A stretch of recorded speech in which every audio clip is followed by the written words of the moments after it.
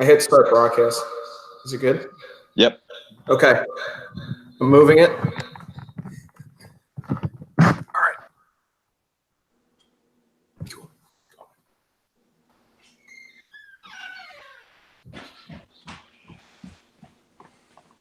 Sound all right? Talk again. Do I sound all right? Yeah. Okay, cool. All righty. All right. So here we go. Start the timer and We'll just go till 7. Like it's 18 right now, 6:18. So. okay, we can get this done. Yep. Yeah, especially with 2 left. All right. All right. So no echo. Okay, we're good. All righty. Yes. Mute your mic and we'll get going.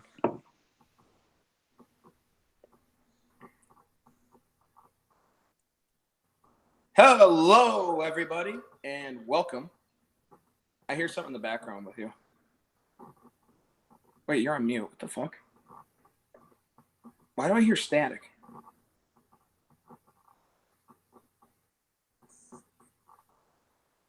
Do you hear that static? You can talk. Do you hear that static? Yeah, there's like a rubbing noise or something. Is the computer muted? I don't think the computer's muted.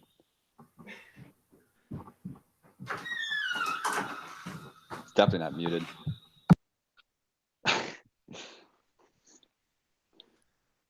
How about now? Perfect. Okay. Sorry. And my intro blew anyway. Okay, here we go. All right, we're live. 3, 2, 1. What's going on, folks? Welcome back to the April 26th edition of the Go With The Flow NHL podcast, brought to you by Let Me Be Frank Sports. Nick Phillips, joined by only Kevin Bartman this week, missing one of our lineys. We're on the penalty kill here. Yeah, Kevin, how you doing? We're going to do a little bit of a reflection on the series that ended since our last show that we didn't get to talk about, and then do a little preview of the next series. But how you doing, bud? I'm doing okay, and the penalty kill, that's a little good segue into one of the most pivotal moments of the playoffs so far. Yeah, jump right into it, buddy. So, I just what are your thoughts on, so for those of you who don't know what we're talking about, Cody Eakin, pretty controversial call. You got, you drew a 5-minute major for cross-checking Joe Pavelski right off the face-off. And, so, I guess the injury looked pretty bad. Pavelski was on the ice, bleeding out of his head a little bit, motionless. It was a very scary moment. But there's, a lot of controversy on the broadcast and online, as there usually always is, about whether or not it was actually, worthy of a 5-minute major. So what are your thoughts on it? I think it was worthy of a penalty, like just a normal cross check, but the 5-minute major was a bit much, and it actually it absolutely fucked the Vegas Golden Knights out of that game and the series ultimately. Well, yeah, I agree with your assessment there. Absolutely a penalty. I think 5-minute major was a little extreme. Vegas, that whole game up to that point had dominated 5-on-5. Obviously, it was 3-0. And I believe all three, correct me if I'm wrong, I believe all three of Vegas's goals at that point were even strength. So pretty much a dominant display. And this little controversial call kind of gave San Jose some life. And definitely a cross check. He didn't hit him in the face. He didn't, the stick's up a little bit in the chest area.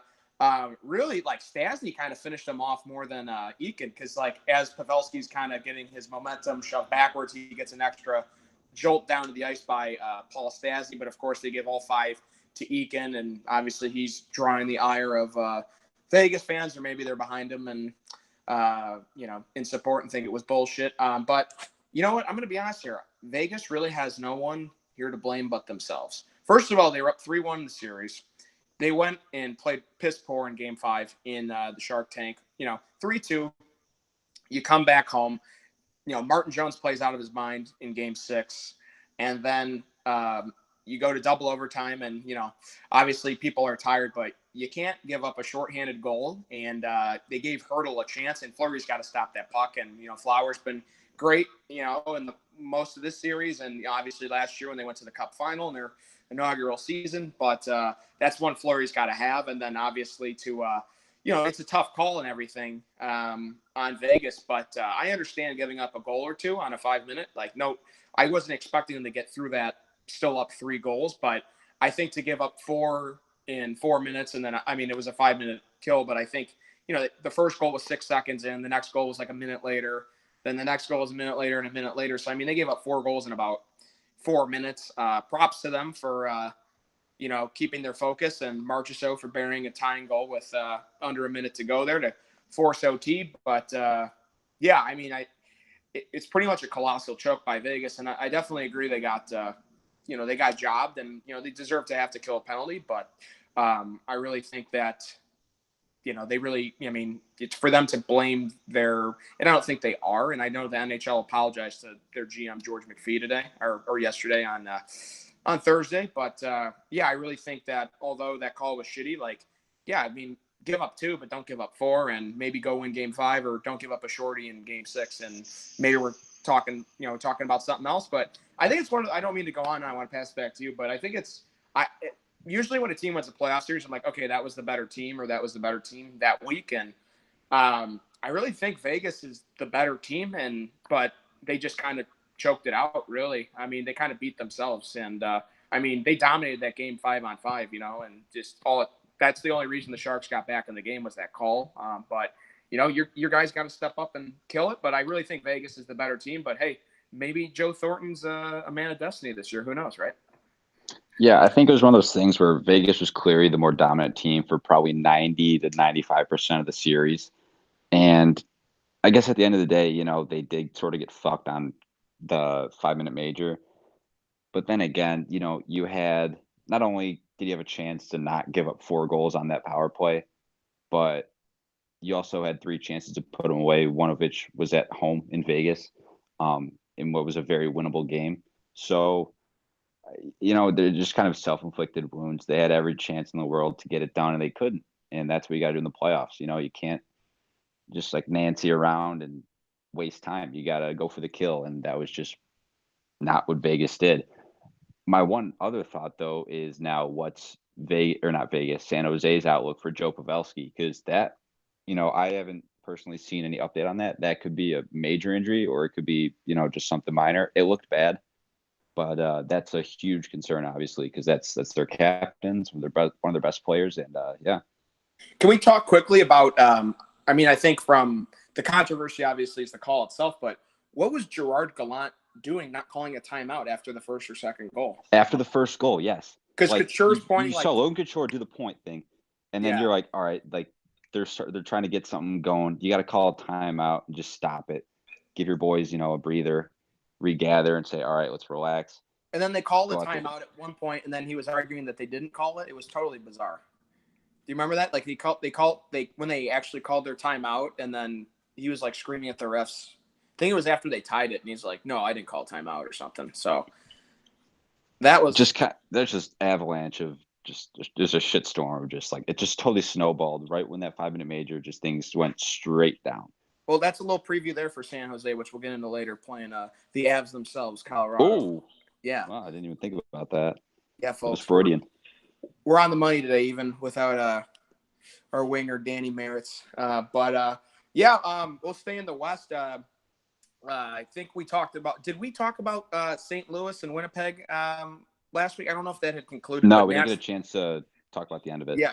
Yeah, so we had 2 more series, obviously, I believe when we talked last time, or did we talk? Did we even cover the Colorado Calgary thing, or were any of those done by then? I don't know if we covered. We might have the whole West to recap. We talked about, or no, we didn't because that ended Friday. So we'll just stick with the Avs first. So obviously Calgary so what we're going to do is just do a little recap of the series we haven't covered, and then do a little preview for predictions and quick rationale why, and then we'll get on out of here. But quickly, Colorado, gets that power play in game 4. They score. Rantanen scores, and he scores the OT winner, and then they absolutely dominate in game 5. Really, a lot of people were talking about how Calgary's goaltending was gonna make or break how far they went, but one of those cases where just like Pittsburgh and just like Tampa, like their big guns just didn't show up with Gaudreau and Monahan, and McKinnon played all worldly, and Rantanen was awesome. And, they got great goaltending out of Grubauer. I mean, Calgary just straight up got their ass kicked, and their goaltending really didn't play all that badly. They just, Colorado was just buzzing, and they were just like their Calgary's D kind of collapsed with the speed they had, and those two top lines, and power play were great for. I don't really have much else to say, and then I think it's obviously shocking to see the number one seed in the West go down, but yeah, I mean it was just really a case of it's kind of a common theme, like you got to your big guns got to step up when tough gets going, and Johnny Hockey and Monahan and I think Tkachuk only had a couple goals and they were both in the first game, and McKinnon and Rantanen were awesome. So I mean, yeah, and then couple that with Grubauer playing better than Calgary's goalies, even though their Smith didn't play poorly, but yeah, that's what you get, and Colorado and San Jose will be meeting. And the addition of Cale Makar was huge, just absolutely huge. Just having that, having another puck moving defenseman on the blue line just adds another element to both, the blue line and the power play, the rush, things like that. It's just a whole other element to the team that just makes them that much harder to beat, that much faster. I remember watching them last year, and my immediate thought was like, wow, this is probably one of the faster teams in the playoffs, if not the fastest. They just couldn't get it done last year. But this year, it's a whole nother story because that top three, not the same line, obviously. We got bitched about that, but McKinnon, Rantanen, and Landeskog are so sick. And then you add another guy on the blue line who, adds another element to their offensive game. And, defensively, it's unbelievably huge. Yeah, I mean, what a great future for them, too, to have the number 4 overall pick. And it's looking like the top 3 picks could all be forwards. They could add Byram to that group if, after Hughes and Kakko, if the Blackhawks go forward, they're going to have a great defensive option there. So it's a team with a bright future. And, they're a fast team and they're well rested and they'll be playing San Jose. But we'll do that preview later. But let's wrap up the West and then shift it East Day. And we'll maybe go to St. Louis and Winnipeg. Do you have any initial thoughts on that series? It was kind of a weird series where it seemed like the road team just had the momentum all series, and then Jaden Schwartz. Yeah, dude, he dominated. He was insane. He was the story of the series pretty much because the first 4 games were, as you said, road team came out victorious, and then the final 2 games were just kind of a collapse by Winnipeg. Not nearly as big as we were talking about earlier with Vegas, but they had game 5, pretty much in the bag, and then they sort of let it slip through the fingers, and then game 6 was just kind of a horrible effort from Winnipeg. I recall they had, I think, 10 shots on goal going into the third period, or something ridiculous. Like it was just not a game 7 effort. It's not the effort that you need in the playoffs, let alone in a game 7 with your back against the wall. Just like they couldn't have come out any worse. And, St. Louis is a good team, so you're not going to be able to beat teams putting 10 shots on goal through 3 periods. It's just not going to happen. Yeah, I mean, that clinching game in, was it 6 or 7? But it was 6. 6, yeah. I mean, yeah, so St. Louis just, comes out hot. 3-0 in a game you got to have. You got to respond, when it's like kind of with Tampa, right? Like you have a tough loss where you're below a lead. Tampa, we've talked about this ad nauseum, but they're up 3-0 in game 1. You lose 4-3. You're like, oh, well, we expect them to come out hot, right? Well, and then they come out flat, lose, like 5-1 or whatever.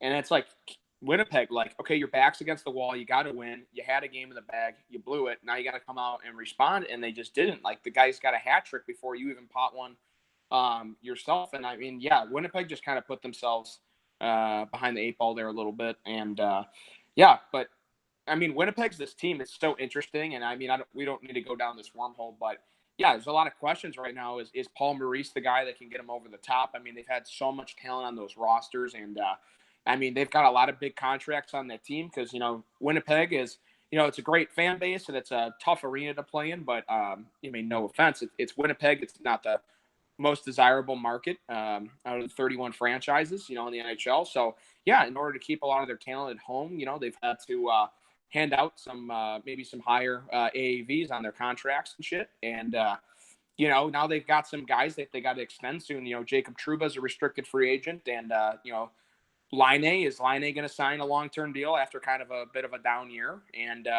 so yeah, that's a team that's got some decisions to make, like behind the bench and with the roster and such. So real interesting for Winnipeg. This is a great team that obviously went deep last year, and beating Nashville and just coming up just short against Vegas. But yeah, losing round one with that, I mean, it's crazy. There's so many good teams that got knocked out round one, but how many times are we going to see this happen in Winnipeg where they come up short and wonder if they need something to get them over the hump?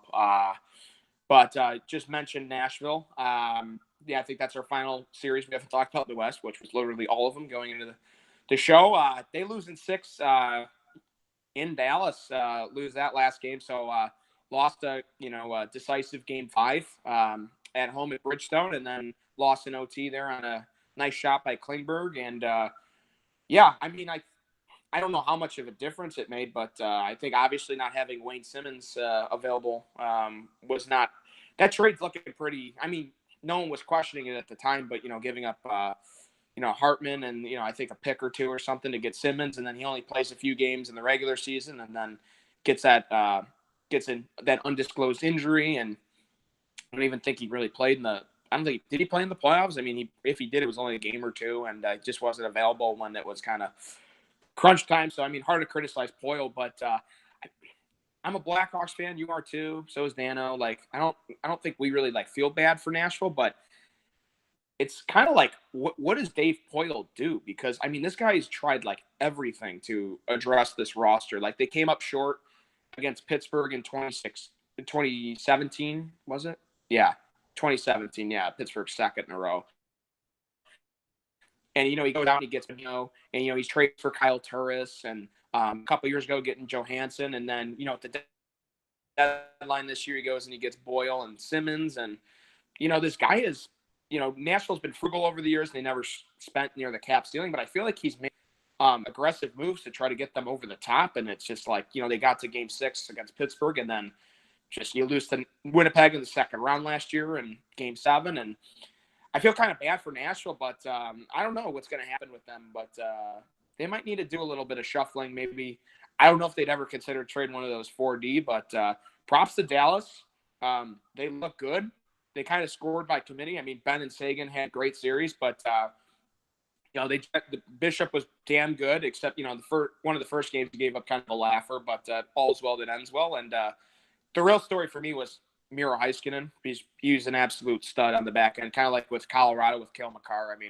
Heiskanen, it just shows that some of these D that are coming up now can make a huge impact immediately. And the way Dallas with their speed and they've got some depth scoring, they play hard at both ends. And Nashville, I just don't think just had enough firepower up front. Like another case where the big guns, I don't really think had the series they had hoped, like Arvidsson, Forsberg, and Johansson, the Jofa line. I think they hope maybe they could bury a couple more, but kind of feel bad for Nashville. Don't because I'm a Blackhawks fan, but it's damn, what the fuck do they need to do to get over the top? Because now you're losing to fucking Dallas in the first round, and no offense to Dallas, but I don't think that's a team anyone expected to go super deep this year. But hell, that's it, right?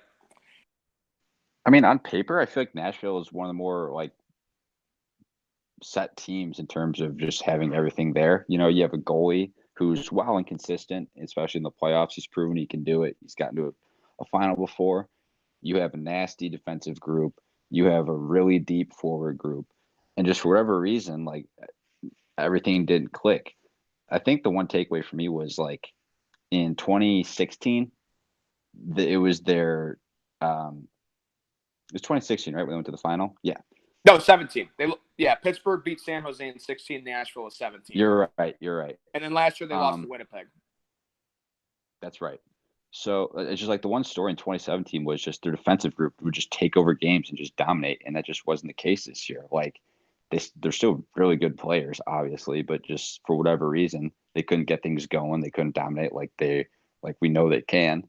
And also there's some element to just they didn't get scoring from their big guys. Philip Forsberg, who's usually just an absolute force. He was sort of, not himself. He wasn't just dominating like we usually see and just sort of dancing around guys. He was kind of limited in some aspects, but yeah, just kind of an anomaly. They're a really good team, but they just couldn't get it done against a team that has its limitations with Dallas. So yeah, kind of a shocker, but I guess we'll see going forward. I don't really have super high expectations for Dallas, but anything can happen. Yeah, that's right. And they'll be Dallas and St. Louis will be playing a couple Central Division teams. And we mentioned earlier Avs, San Jose. We'll preview those soon. But let's kick it on over to the Eastern Conference. We obviously talked about the two probably the most shocking results of the playoffs so far, which were the sweeps of Tampa Bay, Pittsburgh. But we had two game sevens conclude over the past couple evenings. So maybe we'll start with Canes, Washington, and conclude with I think we've got a lot to say about Toronto. So maybe we'll save Toronto second and then move into our preview. But the Cardiac Canes, man, they 6-0 loss. Yeah, I personally was sitting there going, oh fuck, like you lose 6-0 at Washington. I'm like, they're gonna just fucking bury them. And then we talked about controversial calls, and Ovechkin gets that goal disallowed, and they bury a couple more there at the end of Game 6. You go to Washington for Game 7, and Washington was up 2 goals on 2 different occasions. They were up 2-0 and 3-1 in Game 7, and they just could not get that extra goal, and they just really couldn't put the clamps down on defense. And then obviously you go I think double OT, and you give up one there at the side of the net. But I thought when it was the 6-0 game in Game 5, I'm like, man, Washington's got them figured out. Like they're going to bury them. And props to you, Kevin. I think you're the only one who took Carolina out of our group of 3 here, and you nailed it. I don't think that happened. You said they got the stuff, or maybe you were the only one who gave them a chance, maybe. But yeah, I don't think I picked them to win, but I said they have something there. Maybe I did pick them. I don't even know. You definitely said they've got the sauce, or they've got something like they've got Yeah. You said something along those lines. But yeah, Carolina, man, just thoughts. I mean, it's quite shocking. I mean, Tampa, Pittsburgh, Washington, they're all dunzo, and it's pretty shocking. I mean, I wonder what that parlay would have paid up, but whatever. Well, it probably an unbelievable odds because I think if I read correctly, this is the first time in the history of all 4 major sports that each division champ was eliminated in the first round of the playoffs. It's the first time ever, so those odds would probably be astronomical. But like I had the same thoughts as you. Also, in the first probably 5 or so minutes of Game 7, like when they scored that first goal off the one timer, when Ovi had that toe drag, or he had that just weird Filthy hesitation move. That hesitation move off the boards too. That was sick. And then he had that toe drag, and then the pass to Tom Wilson. That was sick. So I'm like, oh my God, this is going to be a bloodbath.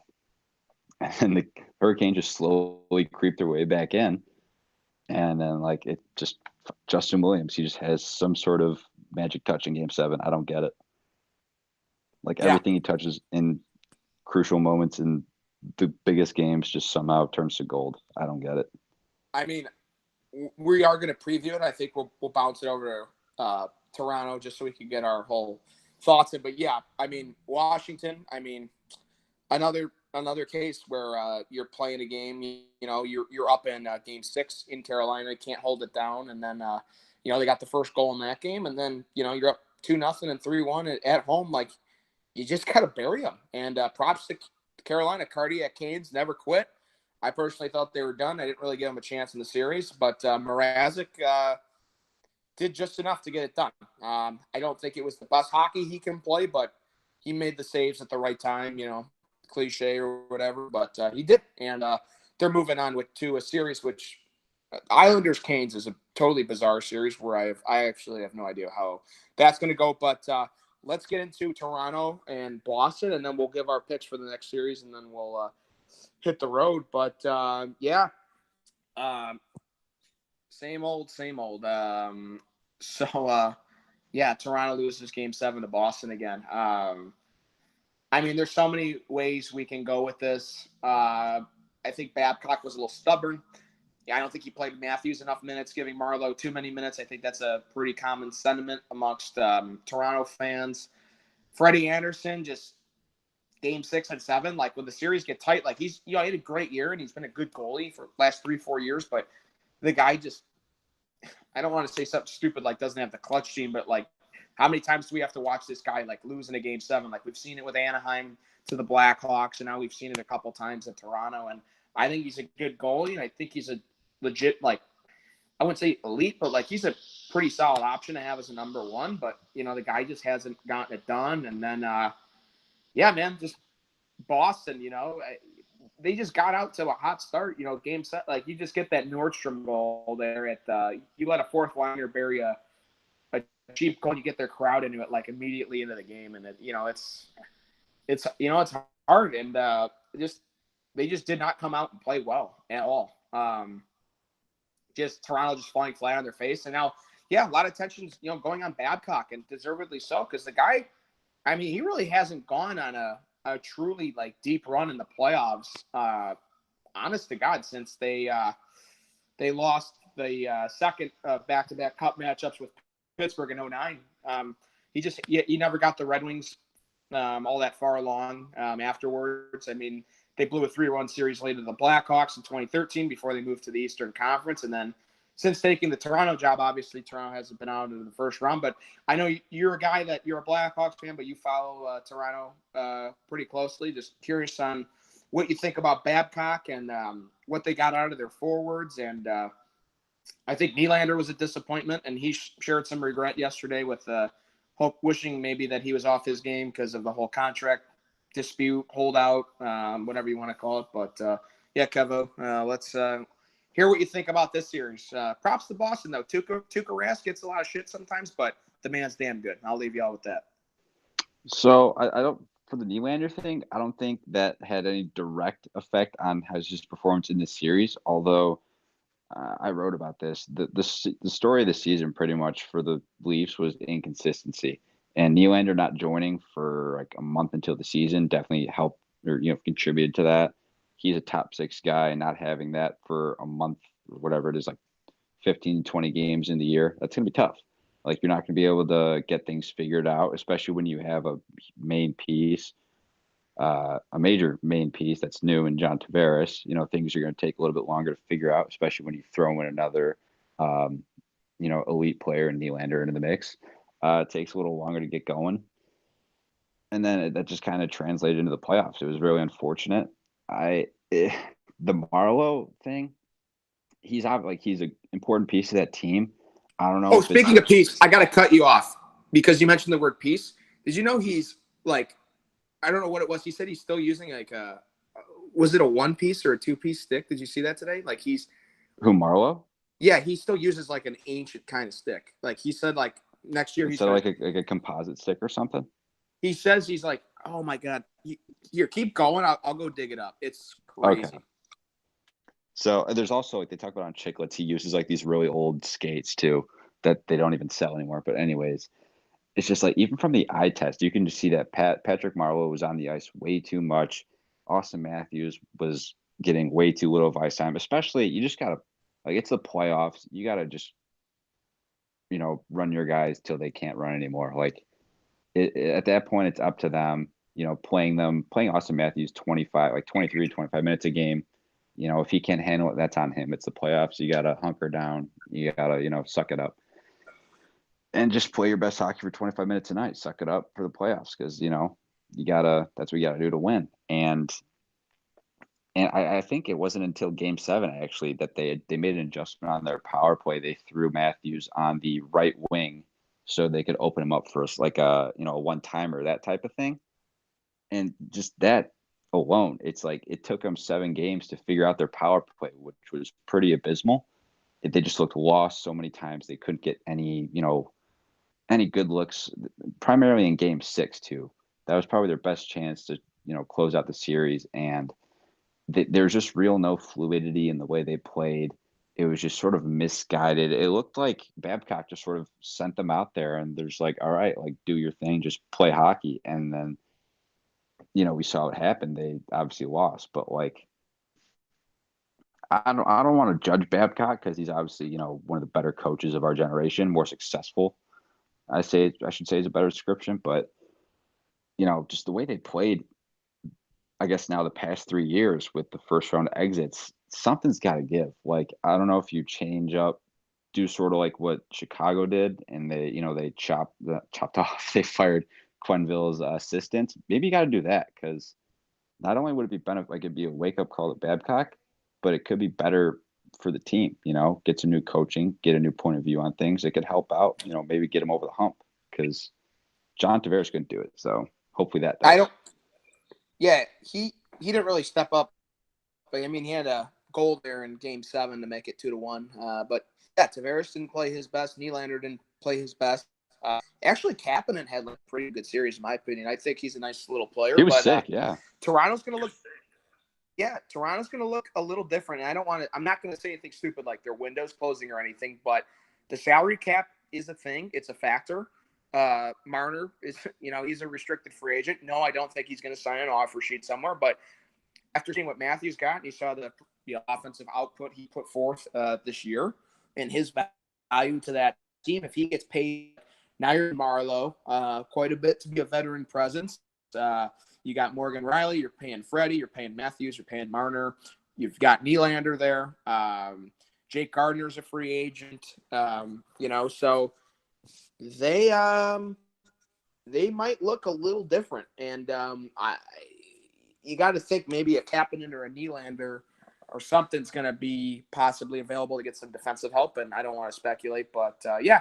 And I agree. I think Babcock, it's, teams that are young, sometimes have growing pains, but, I think losing in the first round for the third consecutive year with that much talent on the roster is a little bit inexcusable. So yeah, I think they might do a trade to shake it up a little bit. I mean, they're not going to trade like a main core piece, but they're going to trade possibly some secondary scoring or something. And yeah, I think I really think they need to get out of the first round next year. And I know it's tough. That division's got Tampa and it's got Boston. Those teams will be back there again next year, and so will Toronto. But at some point, you got to show some progress. Like, can you really say that they're showing progress even though they've lost in the first round the last 3 years? Like, you're kind of like, it's there, I think, a little bit. Like, at the end of the day, you still didn't get the job done, and losing it, you could have won it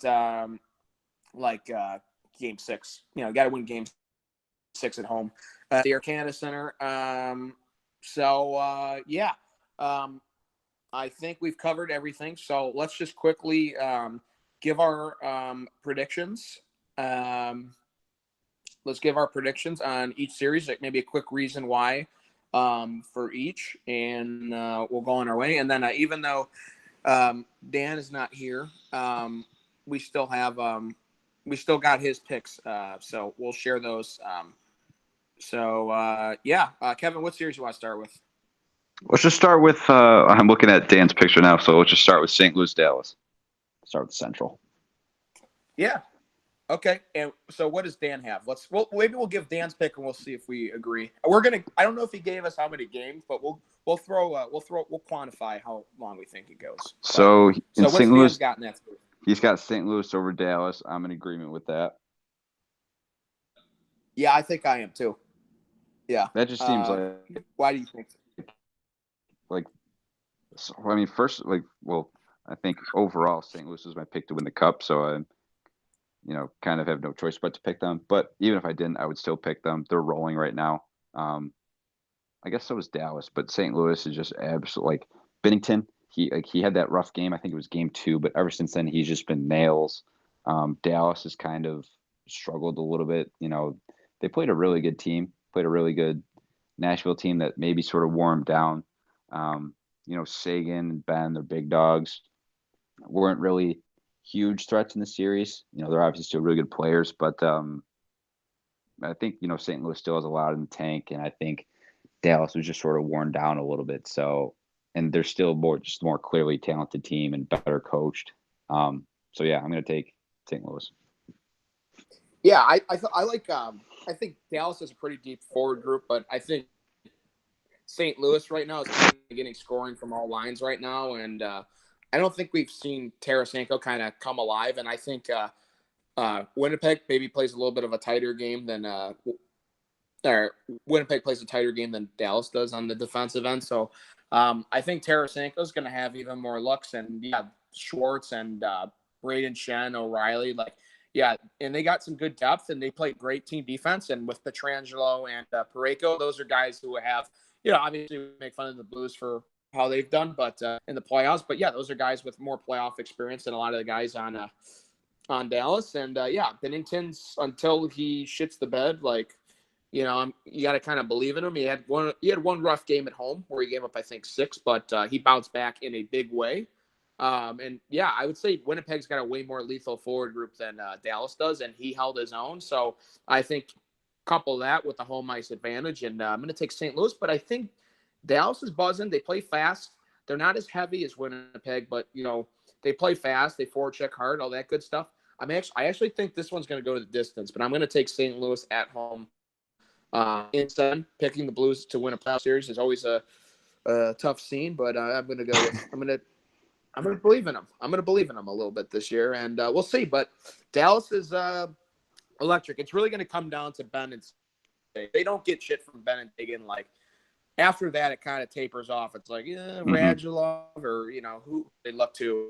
And, I think this has a lot of depth. Even once you move past the top 6 of St. Louis, you still have guys like Bozak and stuff down that lineup for St. Louis. And the way they play team defense, I just think Pietrangelo and Parayko as anchors are huge. And that's not a slight against Heiskanen or Klingberg, but I don't think they're as polished in the D zone as those two guys are. And so Bennington though has got to play well he's got to play as well as we expect them to. Real quickly, I want to get your thoughts. I want to get your thoughts on this. It popped in my head. This might be a controversial take, but Gloria is such an unreal win song. Like for those of you who don't know, St. Louis plays the song Gloria after all their home wins, and it's just like, I hate the Blues, but that's an elite song to have for a win. It just works. I'm having a brain. I hate it. I'm having a brain fart. I feel like I know it if I heard it. But I just can't. Should I play it right now? Should I see if it sounds good? We'll see. Kevin. It's a bad radio. We'll see if it works. This is live. You are looking live. Can you hear it? Oh yeah. Yeah. Yep. Fantastic. Yeah. Just gets people going. But anyways, next series. So I think we got San Jose, Colorado. Yep. Yeah. I mean, you go first. There's only 4 stand. So yeah, there's only one option left. Colorado and San Jose. Colorado cleans up Calgary. Quick work of them. How are you? See you later. 5 games. And San Jose obviously goes the distance, and they had to really lock it in there. Got some momentum going. I mean, they've played more recently. They've won 3 in a row. Legs might be a little tired there, but I don't know what it is. But this is a tough one because I don't know how Grubauer is going to fare against the forwards of San Jose, but we've also seen Martin Jones look very vulnerable already in this playoffs, and McKinnon and Rantanen and Landeskog and all those guys are buzzing. So this one's real interesting. Obviously, San Jose has got the home ice advantage here. I think goaltending is very iffy on both teams, if I say so. And that's not that Grubauer played way better than Martin Jones, and Calgary had a great forward group, and he did a great job. But I think San Jose obviously brings a combination of offensive output off the back end on the blue line and up front. And we don't know Pavelski's status, but I think I'm going to take San Jose here. I'm going to take San Jose in 6. And I think the big reason for me why is I just think the depth up front, it's kind of like after you move past Colorado's second line, like they're good and they're pests and everything, and they've got some decent depth, but I think San Jose is just kind of rolling 4 lines right now. I mean, hell, they got a 4th line goal to go to the next round. I mean, I was very encouraged by Erik Karlsson in the 3rd period and overtime. He looked like himself. He did not look like himself most of the series. He was on the ice for a lot of the goals scored in that series, but I mean, he made a lot of really sound defensive plays. He looked really great with Burns on the point there on the power play. Absolute crisp pass to Barclay Goodrow, to steal Game 7 in the series. I was very encouraged from what I saw from Eric Carlson. I like San Jose's D a lot better than I like Colorado's, even though Colorado got the boost from Carr. And yeah, maybe there's a little bit of intangibles, but I think Martin Jones showed he could step up in games 5, 6, and 7. I mean, he still allowed a couple goals, but he made some saves at very opportune times. And we've seen Grubauer only play well for a round, but we've now seen Martin Jones step up this series, the previous series, and we saw him step up in 2016 on the Cup run. So a little more faith in him than Grubauer in a 7-game series, and maybe the Joe Thornton effect. So I'm going San Jose in 6. Yeah, it's kind of those things where the Pavelski injury, it's a huge loss, obviously, because Pavelski's a great player. He's their captain. But also, I'm a big believer in teams that can rally around something. And if there's something to rally around, it's losing your captain. And especially when you have still a really talented group of guys around him in combination with home ice for the series, it's just really hard to beat. Colorado, you said at the beginning, it's a real tough call because it really is. Because Colorado was buzzing. They were playing probably some of the best hockey I've seen so far in the playoffs, but it's really hard to doubt San Jose. I've had my doubts personally about the home ice advantage at San Jose. And, they sort of shut me up. They were, playing at the Shark Tank is no joke, as I've come to learn. So I think I'm going to agree with you. I'm going to take San Jose in 6. Yeah, don't have a total from Dan, but what we have is his pick, which is San Jose. So we're all we each have a San Jose St. Louis Western Conference final, which would be a rematch of 2016 when they played each other, and San Jose took care of them and then eventually lost to Pittsburgh in the Cup. So a little bit of a rematch potentially there if we're on the money, which we were totally right, just like the rest of the hockey community in round 1, of course, with absolutely no upsets happen. That's sarcasm. But let's go to what is an incredibly shocking series matchup. I really don't know what to think here. I'm trying to think of something in my head to latch onto.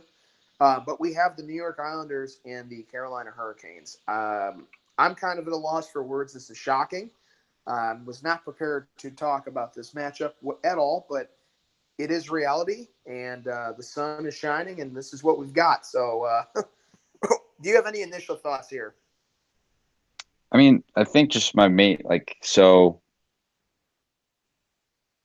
I'd probably take wait, we got to cut this real quick. Sorry, I kind of spaced out. Are we on Islanders right now? Islanders Canes? Yes. Fuck. All right. My bad. I knew we were. I just wasn't sure. Okay. 3, 2, 1. Hey, also, it's a very. Wait, hold on. We can. Yeah. No, go ahead, Kevin. Sorry. All right. Well, we should probably speed through these, but all right. 3, 2, 1.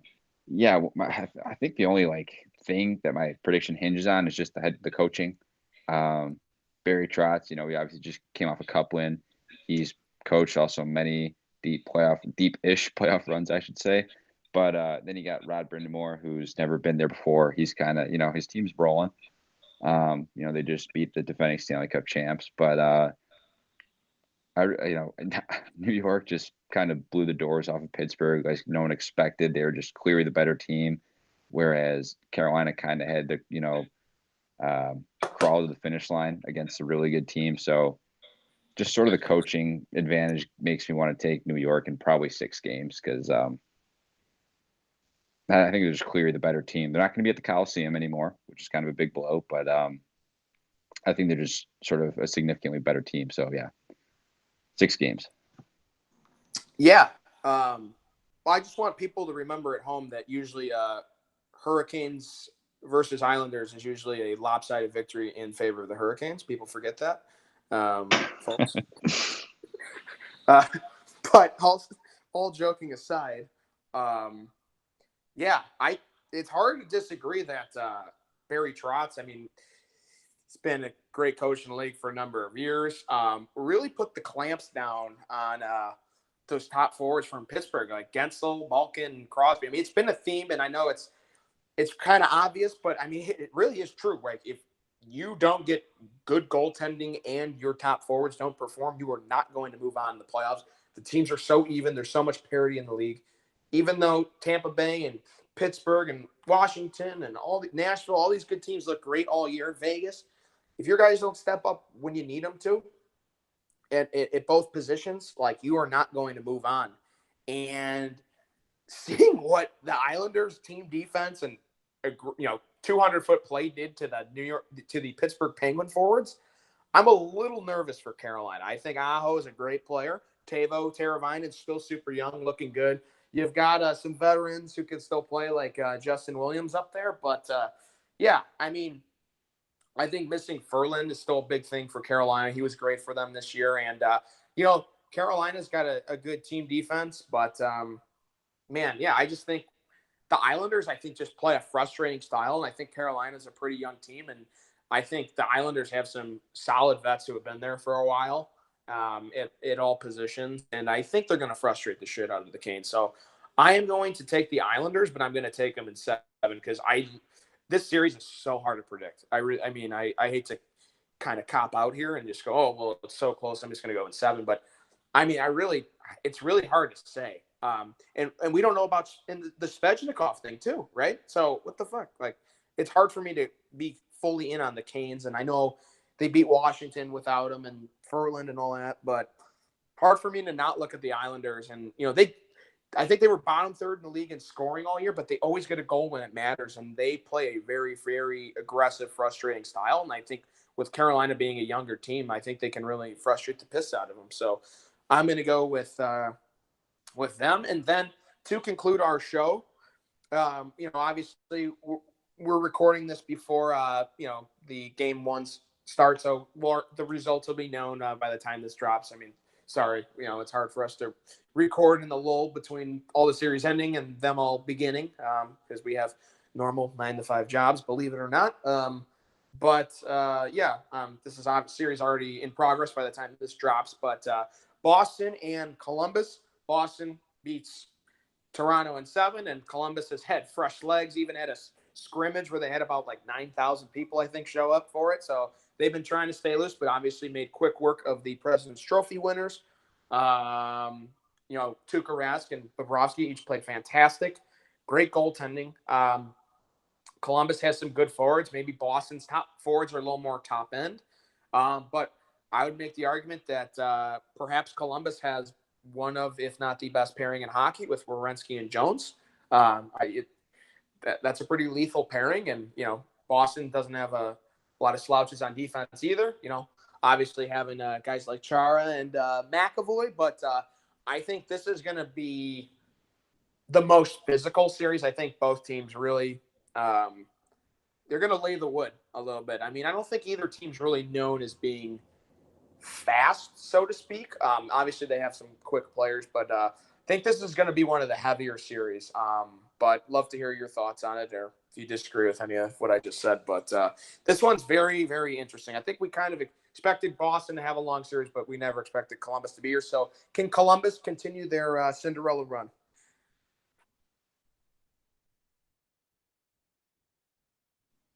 Hello, Kevin. I don't know if Kevin, I can keep going. If Kevin. Think we lost. We lose Kevin.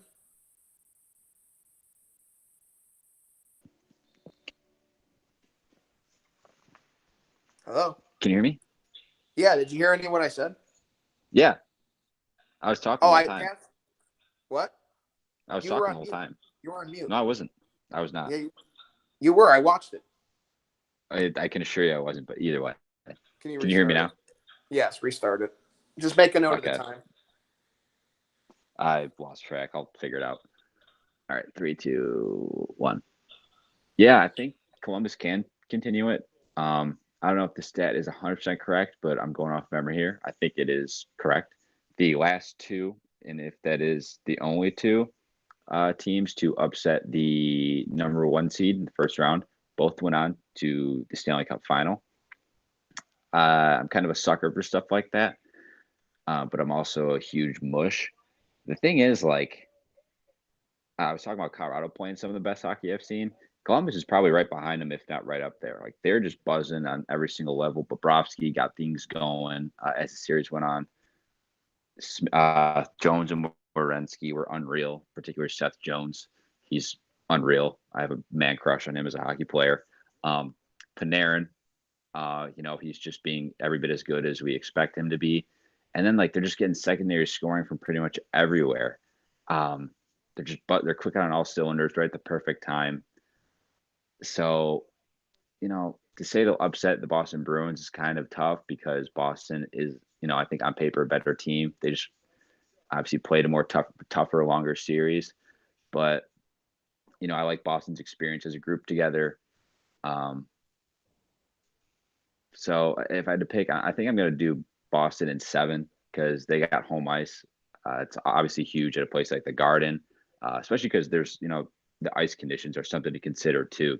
Because I think Boston's notoriously has some chippy ice, so I think that's more of an advantage for Boston. But just being more experienced as a group together in the playoffs, I think that holds more water than being hot at the right time. No matter how good they're playing, I just I like the experience, especially in something like the playoffs. And Tuukka Raski's been playing well. He's coming off a big Game 7 performance. So yeah, I'm going to take Boston in 7. Yeah, I just think Tuukka is more proven than Bobrovsky, and I think they're both elite goaltenders in this league. But we've seen Bobrovsky, Tuukka's had his own personal demons and whatnot with, in the playoffs at times. But the man's won a Stanley, or no, well, that was Tim Thomas. That's my, but yeah, he's gone deep plenty of times, unlike Bobrovsky. And I'm not saying Bobrovsky is going to fall on his face, but I think the big key here is if Boston can stay out of the box, I think this is a big time advantage because you just don't want Columbus getting Werenski, Jones, Panarin on the ice against them. I think Tampa Bay got incredibly frustrated in the way that series was going with their forwards not scoring. They took a lot of stupid penalties, obviously Kucherov being the dumbest one. And yeah, Columbus, they kind of has been scoring by committee all year, but they got a lot of talent up front, right? You got Dubois, you've got Foligno, you've got Panarin on the D, you've got Werenski and Jones, who we mentioned earlier. So I think Boston could stay out of the box. And I really think that Tampa was obviously the best team in the regular season, but I think Boston just like a frustrating style where they play 200 feet, the slow ice in Boston, the home ice advantage. You've got Bergeron, who's a Selke caliber guy. I don't really think Tampa has a guy like Bergeron who you can get the matchup problems with the home ice and lock it down. I'm going to take Boston at 6. I think Pastrnak, Marchand, Bergeron, DeBrusk, those guys are just buzzing right now. Tampa's a great story, but I have a little more faith in Tuukka than Bobrovsky, which we might look back and laugh on. Love the top pairing there for Columbus, but McAvoy, maybe this is his even more of a coming out party for him. And I just love the way Boston plays 200 feet. Columbus is the same way, and I think they're they're an incredibly sound team, a lot of depth. I don't even think I mentioned Matt Duchene, who had a great series. I think it's going to be super tight, but it's just hard for me to take them over Boston with Boston having the home ice. And, Matthews had a good series, but I think they did a really good job containing a lot of Toronto's forwards. And I don't think Columbus has seen a forecheck like Boston's, in comparison to Tampa's. Tampa's great all year, but I'm taking Bergeron on a draw over anyone Tampa's got, and especially all over the ice. So give me Boston at 6, and then we forgot to mention Dan actually had Carolina, so he's I think the contrarian on that one, and then he also has Boston. So I don't think the only series I don't think you and I disagreed on any, Kevin, but I think Dan was mostly riding with us, but he took Carolina, so. I think that's all we got, unless you got something else, man. No, I think that's it. Ready for another. If round 1 was any indication of how this playoff is going to go, I think we're in for quite a show the rest of the way. So I'm pretty excited. Absolutely, man. All right, thanks for joining me. Hopefully we'll have Bano back next week. Follow our Twitter account at gwtf podcast _ and follow Let Me Be Frank Twitter as well. It's at LMBF Sports. Thanks for listening. Obviously, you can listen anytime on the website, Spotify, iTunes, write a review, rate, subscribe, unsubscribe, whatever you want to do, all that good stuff. Any support or feedback is welcome. So for Nick Phillips, Kevin Bartman, and hopefully Dano rejoining us next week. Thanks for listening, and have a great rest of your night and your week. All right, take it easy. See you, man. All right, peace.